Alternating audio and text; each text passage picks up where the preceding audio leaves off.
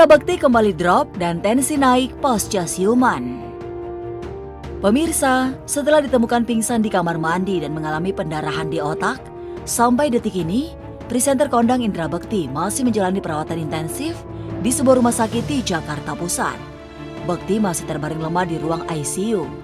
Mirisnya, kondisi kesehatannya dikabarkan kembali menurun.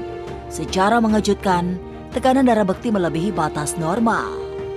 Waktu pas pertama sadar itu kebetulan ada adik saya Harum. Kalau dari Harum itu cerita yang pertama memang dia cari Dila. Tuhan dia sedang berjuang. Dokter pun menyatakan keadaan Bekti belum sepenuhnya stabil. Meski sebelumnya telah menjalani 2 kali operasi di bagian kepala, pihak medis lantas menyarankan Bekti untuk istirahat total. Bahkan dilarang dijenguk oleh tamu yang datang, hanya terbatas pihak keluarga. Lantas, seperti apa kondisi terkini Indra Bekti menurut penuturan keluarga? Dan seperti apa ketegaran Adila, istri Bekti yang hingga kini masih setia menemani? Tadi Bang Indra habis dilakukan pemeriksaan MRI lagi, karena kan kemarin sempat ada keluhan kepalanya pusing. Jadi kalau tadi dilihat dari fotonya sih Bang Indra sadar posisinya, tapi ya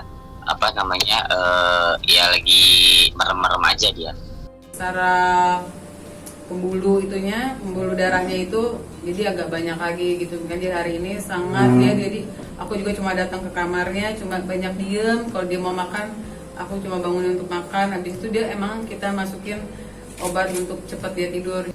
Kemarin banget kita langsung datang ke rumah sakit.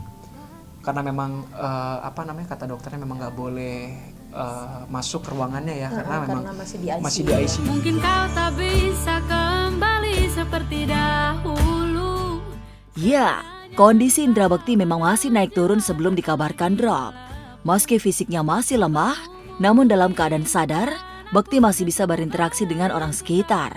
Bahkan menunjukkan tingkah kocak saat bersama Indy Barens. Iya, I love you too dong. Thank you. Oh iya. See you, I love you too.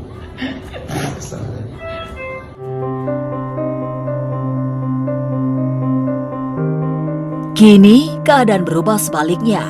Bekti disebut-sebut dalam masa kritis. Bahkan daya penglihatan Bekti juga telah menurun. Kondisi genting saat ini memaksa Adila membuka penggalangan dana. Mengingat biaya rumah sakit sangat besar untuk 20 hari ke depan, mau tak mau, Adila minta bantuan sahabat-sahabat Bekti untuk lakukan penggalangan dana.